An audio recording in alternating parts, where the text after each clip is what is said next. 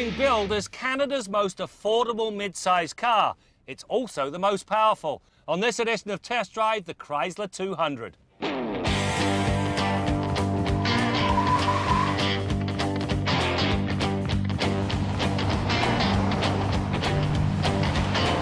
To say the Chrysler 200's imported from Detroit commercial, which starred rapper Eminem, caused a little controversy is an understatement.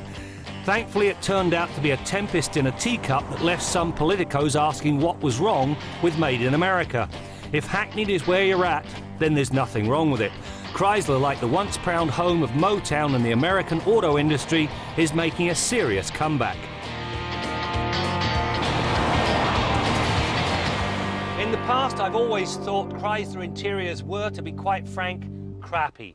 This 200, it takes a huge step forward. For example, the crash pad is very nice material, the instrumentation is clean and uncluttered, and there's a very, very nice analog clock that sits at the top of the center stack.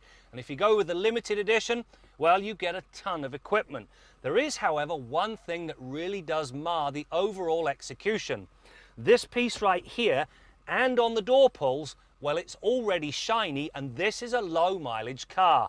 Now, when you've got leather seats, it becomes so blatantly obvious that this is vinyl, and very tacky vinyl at that. The limited tested featured Chrysler's sweet 3.6-litre Pentastar V6. It is this engine that makes the 200 the most powerful in the mid-size segment.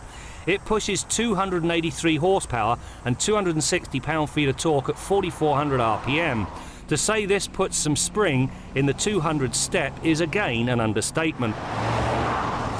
Normally, when a car offers a choice of a 4-cylinder or a V6 engine, picking the V6 comes with a penalty: fuel economy. Well, on this Chrysler 200, there's a very refreshing change. If you do pick the V6, you get 110 extra horsepower. However, the highway fuel economy, it only goes up by 0.4 litres per 100 kilometres.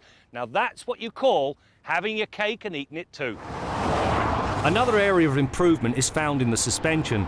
It has been reworked to take the harshness out of it without making the 200 feel like an armchair. In fact, it's not pushing things to describe the 200 as being sharp to the feel.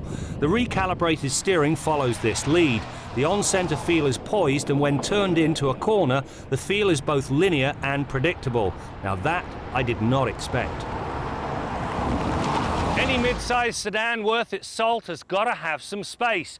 When you look at this 200, there is plenty of space back here for two adults to sit in complete comfort. And when you get around to the back end here, you'll find a nice large trunk. 14 cubic feet or 385 litres, split folding rear seat backs, a ski pass-through, nice large opening, and these cantilever hinges. They mean that when the trunk is packed, you don't crush anything. So what's the hang-up? No handle. The Limited's upsized 18-inch wheels and 225/50 tyres then add some extra sharpness to the overall dynamics. The one thing I did not care for was the rather wooden feel to the brake pedal. The system does deliver short stops, but it takes a lot of pedal pressure to get the desired reaction. The rework of this Chrysler 200 has been done exceptionally well indeed, especially if you look at the V6 model. In fact, the V6 is so good, it basically makes the 4-cylinder model redundant unless you're shopping on a tight budget.